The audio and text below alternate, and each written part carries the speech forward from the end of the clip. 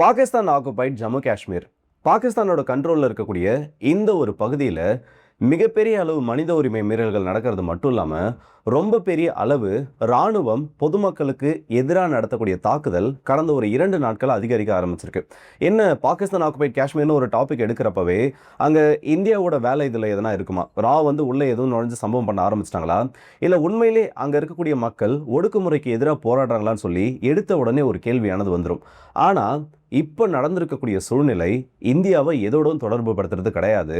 வரப்போகிற ஜூலை மாதம் அங்கே பிஓஜேகே பாகிஸ்தான் ஆக்குபைட் ஜம்மு காஷ்மீரில் லோக்கல் அசம்பிளி எலெக்ஷன்ஸ் ஆனது நடக்க போகுது. அதில் இடஒதுக்கீடில் ஏற்பட்ட ஒரு பிரச்சனை, அதற்கப்புறமா ஏற்பட்ட போராட்டம், அந்த போராட்டம் இராணுவத்தோட தலையீடுனால துப்பாக்கிச்சூடு நடத்தப்பட்டு வன்முறையாக மாறினதுன்னு சொல்லி இப்போ வரைக்கும் பொதுமக்கள் 50க்கும் அதிகமான நபர்கள் உயிரிழந்திருக்காங்க. இது மட்டும் இல்லாமல் பாகிஸ்தான் ஆக்குபைட் ஜம்மு காஷ்மீரில் ரொம்ப பெரிய அளவுக்கு பாகிஸ்தான் ராணுவம் மனித உரிமை மீறல்களையும் நடத்திட்டு இருக்காங்க. இதை பற்றின தகவல்கள் அத்தனை இந்த ஒரு பதிவில் பார்க்க போகிறோம். காஷ்மீர்னு ஒரு டாபிக் எடுத்தாலே அதுக்கு பின்னாடி நாடு சம்பந்தப்பட்ட சில சாயத்தையோ இல்லை மதம் சம்பந்தப்பட்ட சாயத்தையோ பல நபர்கள் இந்த இடத்துல பூசிட்டு தான் இருக்காங்க. ஆனால் அது எல்லாத்தையும் தள்ளி வச்சுட்டு இந்த வீடியோ பாருங்க. பாகிஸ்தான் ஆக்குபைட் காஷ்மீரில் அவங்களை எப்படி பாகிஸ்தான் ராணுவம் ட்ரீட் பண்ணிட்டு இருக்காங்கிறத கொஞ்சம் தெளிவாக சொல்கிறேன். ஸோ வாங்க வீடியோக்குள்ள போயிடலாம். நான் உங்கள் கேதாம் புக்ஷன் டிபி ட்ரெண்டிங்ஸ்.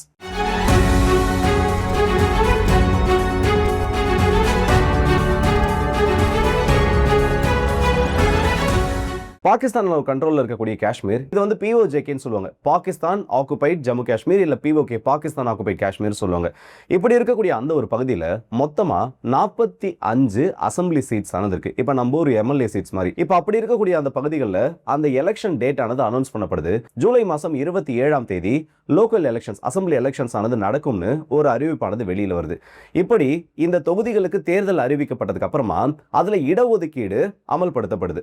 மொத்தமாக இதில் இருக்கக்கூடிய இந்த ஒட்டுமொத்த தொகுதிகளோட எண்ணிக்கையை பார்த்தோம்னா 45. ஆனால் இதில் பாகிஸ்தான் அரசாங்கம் பண்ணக்கூடிய மிகப்பெரிய ஒரு பிரச்சனை இல்லை ஒரு பித்தலாட்டம் என்னன்னா, இந்த 45 தொகுதிகளில் 12 தொகுதியை இந்த ஒரு பகுதியை பூர்வீகமாக கொண்ட நபர்கள் அல்லாதவர்கள், அதாவது அவங்க பாகிஸ்தான் ஆக்குபைட் காஷ்மீரோட அந்த ஒரு ரெசிடென்ட்டாக இருக்கக்கூடாது, எந்த ஒரு மூலையில இருந்து வேணா அவங்க போட்டி போடலாம், இந்த 12 தொகுதியிலே அவங்களுக்காக ஒதுக்குறோம்னு சொல்லிட்டு அந்த ரிசர்வேஷனை கொண்டு வராங்க. அப்போ 45ல் 12ன்றது அந்த பகுதிக்கு கொஞ்சம் கூட தொடர்புடைய நபர்களுக்கு ஒதுக்கப்பட்டு அவங்க ஜெயிக்கிறதுக்கான ஒரு வாய்ப்பை உருவாக்கி இருக்கு.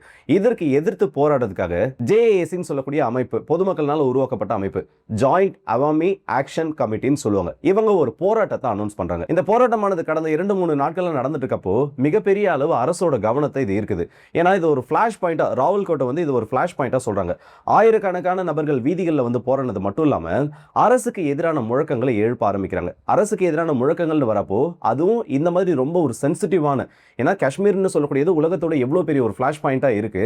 அதுல பாகிஸ்தானுக்கு எதிரான குரல்கள் வரப்போ அது இந்தியாவுக்கு எந்த அளவுக்கு அட்வான்டேஜா மாறுன்றது அந்த ஒரு அரசாங்கத்துக்கும் தெரியும். ஸோ இந்த மாதிரி அந்த இடத்துல மிகப்பெரிய ஒரு போராட்டம் வரப்போ அதற்கு எதிரான அடக்குமுறையை கட்டவிழ்த்து விடுறாங்க. நார்மலா அந்த போராட்டத்தை கண்ட்ரோல் பண்ணணும் அவங்க முயற்சிகள் இறங்கியிருந்தாங்கன்னா இது அடக்குமுறைன்னு சொல்ல வேண்டிய ஒரு அவசியமே வந்திருக்காது. எடுத்த உடனே ராணுவத்தை உள்ள அனுப்புறாங்க, ஸ்பெஷல் போர்சஸை உள்ள அனுப்புறாங்க, பாதுகாப்பு படை வீரர்களை உள்ள அனுப்பி அங்க இருக்கக்கூடிய நபர்களுக்கு எதிராக ஓப்பன் ஃபயர்ன்றதை பண்றாங்க. தடியடி முன்னாடி நடத்தப்படலை, ஒரு வார்னிங்கிறது அவங்களுக்கு கொடுக்கப்படலை. அங்க இருக்கக்கூடிய குழுமி இருக்கக்கூடிய போராட்டக்காரர்களை நோக்கி துப்பாக்கி சூடானது நடத்துறாங்க.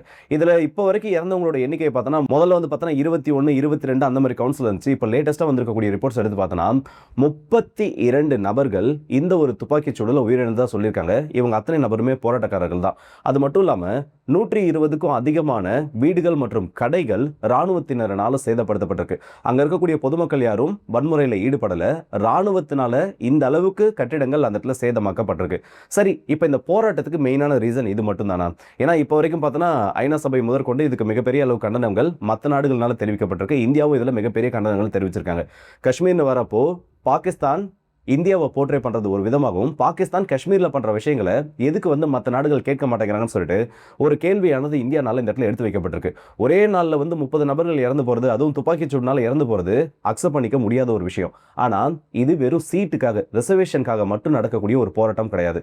ஒரு இடத்துல குடிமக்கள் வசிக்கிறாங்கன்னு வைங்க, ஒரு நாட்டோட குடிமக்கள் ஒரு குறிப்பிட்ட பகுதியில் வசிக்கிறாங்க, அதுவும் இந்த அளவுக்கு ரொம்ப சென்சிட்டிவான ஏரியா இருக்குன்னா அந்த இடத்துக்கு ஹெவி சப்சிடைஸ்டு ரேட்ல பொருட்கள் நடந்து வரும். எலக்ட்ரிசிட்டியில இருந்து அங்கே வீடுகள் கட்டுறவங்களுக்கு பொருட்கள்ல இருந்து எல்லாமே அந்த பகுதியில் பொதுமக்களுக்கு ரொம்ப விலை குறைவாக கொடுக்கப்படும், இல்லைனா அரசு ஃப்ரீயாகவே கொடுக்கும். ஆனால் இந்த பாகிஸ்தான் ஆக்குபைட் காஷ்மீர்ன்றது இது எல்லாத்துக்குமே விதிவிலக்காக இருக்கக்கூடிய ஒன்று. மற்ற பகுதிகளில் இப்போ எலக்ட்ரிசிட்டி வந்து ஒரு யூனிட் வந்து 5 ரூபான்னு விற்குதுன்னு வைங்க. முதல்ல இந்த ப்ரொடெஸ்ட் வந்து ஆரம்பிக்கிறதுக்கு முன்னாடி, அதாவது சரியா சொல்லணும்னா இம்ரான் கான் அவர்களோட ஆட்சி அது முடியக்கூடிய அந்த நேரத்தில் மற்ற பகுதிகளை விட ஒரு 25% வரைக்கும் கம்மியாக இருந்திருக்கு. ஆனால் அந்த ஆட்சி மாற்றம் அதுக்கப்புறம் வந்து தொடர்ந்து பாகிஸ்தான் ஆக்குபைட் காஷ்மீரானது புறக்கணிக்கப்பட்டதுக்கு அப்புறமா மற்ற பகுதிகளை விட 25லேருந்து 30% எலக்ட்ரிசிட்டியோட சார்ஜஸ் ஆனது இந்த ஒரு பகுதியில் அதிகரிக்கப்பட்டிருக்கு. இதுல இன்னும் கோபத்தை உங்களுக்கு அதிகரிக்கக்கூடிய ஒரு விஷயம் என்னன்னா, மங்களா டேம் போன்ற பல்வேறு ஹைட்ரோ எலக்ட்ரிக் பவர் ப்ராஜெக்ட் இந்த பிஓஜேக்குன்னு சொல்லக்கூடிய பாகிஸ்தான் ஆக்குபைட் ஜம்மு காஷ்மீர்ல நீர் மின்சாரத்தை உற்பத்தி பண்ணுறதுக்காகவே உருவாக்கப்பட்டிருக்கு. 3000 மெகாவாட்ஸ் வரைக்கும், ஒரு வருஷத்துக்கு 3000 மெகாவாட்ஸ் வரைக்கும் இந்த பாகிஸ்தான் ஆக்குபைட் காஷ்மீர்ல இருந்து பாகிஸ்தானுக்கு எலக்ட்ரிசிட்டியானது விநியோகப்படுது. ஆனா அங்கிருந்து அந்த வளத்தை எடுத்துட்டு அவங்களுக்கு அந்த சப்சிடிஸ் மானிய விலையில் அந்த மின்சாரமானது கொடுக்கப்படலன்றது அந்த மக்களுக்கு மிகப்பெரிய ஒரு கோபத்தை உருவாக்கி இருக்கு. இன்னைக்கு பாகிஸ்தானோட சில விலைவாசி நிலவரத்தை எடுத்து பார்த்தோன்னா, 1 கிலோ கோதுமையோட விலை அதோட குவாலிட்டியை பொறுத்து 250 ரூபாயிலிருந்து 300 ரூபாய் வரைக்கும் விற்கக்கூடிய ஒரு நிலைமையானது இருந்துட்டு இருக்கு. இதுலயும் மானியமானது மற்ற பகுதிகளுக்கு கொடுக்கப்படுறதை விட இந்த பாகிஸ்தான் ஆக்குபைட் காஷ்மீர் மக்களுக்கு அரசால கொடுக்கப்படக்கூடிய அந்த கோதுமையானது ரொம்ப பார் லெவல்ல, ரொம்ப கம்மியான அளவுல தான் கொடுக்கப்பட்டிருக்கு. இத்தனைக்கு பார்த்தோன்னா இந்த காஷ்மீர்னு சொல்லக்கூடியது ரொம்ப இயற்கை வளங்கள் அதிகம் நிறைந்த பகுதி. எப்படி வந்து பலுச்சிஸ்தான் வந்து பாகிஸ்தானோட ஒட்டுமொத்த மினரல் பவுலா இருக்கோ, அதே மாதிரி ஆப்பிள் உற்பத்தியில இருந்து விவசாய பொருட்களோட உற்பத்தி வரைக்கும் இந்த காஷ்மீர் பகுதியானது, காஷ்மீர் பள்ளத்தாக்குகளானது மிகப்பெரிய அளவு பாகிஸ்தானோட எக்கானமியில் ஒரு ரோலை ப்ளே பண்ணிட்டு இருக்கக்கூடிய ஒரு இடமா இருந்துட்டு இருக்கு. இது எல்லாத்தையும் அவங்க கிட்ட இருந்து சுரண்டிட்டு அவங்களுக்கு தேவையான எதையுமே கொடுக்கலன்றப்போ அது அந்த மக்களுக்குள்ள மிகப்பெரிய ஒரு போராட்ட குணத்தை உருவாக்குது.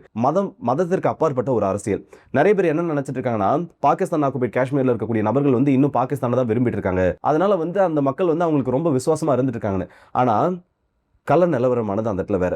அவங்க இந்தியாவை ஆதரிக்கிறாங்க, ஆதரிக்கல, பாகிஸ்தானை வெறுக்கிறாங்க, வெறுக்கல, அதெல்லாம் வந்து இரண்டாம் பட்சம்.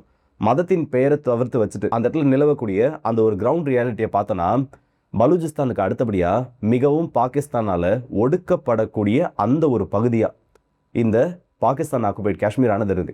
இதெல்லாம் வந்து சின்ன சின்ன சம்பவங்கள் மட்டும்தான். அங்கே லோக்கலில் இருக்கக்கூடிய நபர்களுக்கு அரசு வேலை கிடைக்கிறதுல இருந்து எல்லாத்துலேயுமே இந்த காஷ்மீர் பகுதியில் மிகப்பெரிய அளவு பாகிஸ்தானால பிரச்சனைகள் பண்ணப்பட்டு இருக்கு. தொடர்ந்து நீங்கள் பார்த்தீங்கன்னா 2025 நினைக்கிறேன், திடீர்னு பார்த்தோன்னா மிகப்பெரிய அளவு போராட்டம், ராணுவ வீரர்களை விரட்டி அடிக்கிற வரைக்கும் இந்த போராட்டமானது போச்சு. ஏன் இப்போ நடக்கிறதுல பார்த்தோன்னா சில இடத்துல ராணுவ வீரர்களோட ஆயுதங்களை பறித்து அவங்களோட துணிகளை பறிக்கிற அளவுக்கு அந்த மக்களோட கோபமானது அதிகமாக இருக்கு.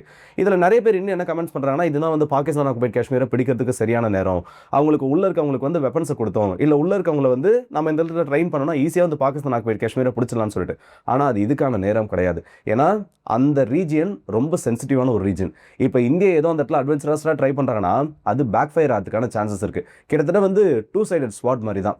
இப்போ இந்தியா அமைதியாக இருந்தாலே போதும், அந்த மக்கள் அவங்களுக்கு எது தேவையோ அதை அவங்க எடுத்துப்பாங்க. ஆனால் இப்போ வரைக்கும் பாகிஸ்தான் செய்யக்கூடிய இந்த ஒரு அட்ராசிட்டிஸ்க்கு, காஷ்மீரில் பாகிஸ்தான் ஆக்குபைட் காஷ்மீரில் நடக்கக்கூடிய இந்த அட்ராசிட்டிஸ்க்கு உலக அளவில் எந்த ஒரு கண்டனமும் பெருசாக வெளியில் தெரியல. நான் சொல்றதுல உங்களுக்கு நம்பிக்கை இல்லைன்னு வைங்க, யாராச்சும் உங்களுக்கு பாகிஸ்தான் தொடர்புடைய நபர்கள் இல்லை குறிப்பாக இந்த ஒரு பாகிஸ்தான் ஆக்குபைட் காஷ்மீர் பற்றின அந்த ஒரு தொடர்புடைய நபர்கள் இருந்தாங்கன்னா நீங்கள் 2 சைடுமே பேசி பாருங்க. நம்ம சைடு காஷ்மீரில் இருக்கவங்களும் சரி, இல்லை அந்த சைடு காஷ்மீர் இருக்கவங்களும் சரி, எந்த சைடு வந்து இன்ஃப்ரா டெவலப் ஆயிருக்கு, யாருக்கு வந்து முன்னுரிமை சலுகைகள் கொடுக்கப்பட்டு இருக்கு, இதெல்லாம் நீங்கள் தெளிவாக, அதாவது எல்லாத்தையுமே தள்ளி வச்சுட்டு 2 சைடு நியூட்ரலாக நின்று கேட்டிங்கனாலே எந்த சைடு டெவலப் ஆயிருக்கு, எந்த சைடில் பிரச்சனை இருக்குன்றது ரொம்ப தெளிவாக உங்களுக்கு தெரியும். ஆனால் இதையெல்லாம் இன்னைக்கு நடக்கக்கூடிய அரசியல் வெளியில் பெரிய அளவுக்கு காட்டாது. ஸோ இப்போ காஷ்மீரில் தொடங்கி இருக்கக்கூடிய அந்த ஒரு போராட்டம் இல்லை பாகிஸ்தானோட அரசுக்கு எதிராக நடந்துட்டு இருக்கக்கூடிய பிரச்சனைகள் எல்லாம் வெறும் தொடக்கம் மட்டும்தான். தொடர்ந்து ஒரே பகுதி இதே மாதிரி பாகிஸ்தான் வந்து டார்கெட் பண்ணிட்டு இருக்காங்க, இல்லை அவங்களுக்கு தேவையானது கொடுக்காம விட்டாங்கன்னா அடுத்த பலுச்சிஸ்தான் மாதிரி காஷ்மீரும், பாகிஸ்தான் ஆக்குபைட் காஷ்மீரும் பாகிஸ்தானுக்கு எதிராக திரும்புன்றதுல எந்த விதமான சந்தேகமும் வேண்டாம். ஸோ இந்த வீடியோ பற்றி என்னோட கருத்துக்களை மறக்காம கமெண்ட் செக்ஷனில் சொல்லுங்கள். ஒரு நாடு தன்னோட நிர்வாகத்தில் இருக்கக்கூடிய ஒரு பகுதி, அதுவும் தனக்கு சொந்தம்னு கிளைம் பண்ணக்கூடிய ஒரு பகுதி, அப்படி இருக்கப்போ அந்த இடத்துல இருக்கக்கூடிய மக்களுக்கு பாரபட்சம் காட்டுறப்போ அது என்ன மாதிரியான ஒரு விளைவுகளை ஏற்படுத்துன்றது இன்னைக்கு வெளியில் தெளிவாக தெரிய ஆரம்பிச்சிருக்கு. இதை பற்றி உங்களோட கருத்துக்கள் என்ன மறக்காம கமெண்ட் செக்ஷனில் சொல்லுங்கள். அந்த முக்கியமான கேள்வி என்னன்னா, ஒருவேளை இந்தியா இந்த டைமில் ட்ரை பண்ணால் காஷ்மீரை பிடிக்க முடியுமா, இல்லை அங்கே இருக்கக்கூடிய மக்கள் உதவியோடு அது நடக்குமான்றது பெரிய ஒரு கேள்விக்குறி தான். அதுக்கான பதில் உங்களுக்கு தெரிஞ்சுன்னா அதையும் தாராளமாக கமெண்ட்ஸில் சொல்லுங்கள். ஸோ அடுத்த வீடியோ சந்திப்போம். அது உங்களுக்கு விடுபடுது உங்கள் எல்லாருக்கே.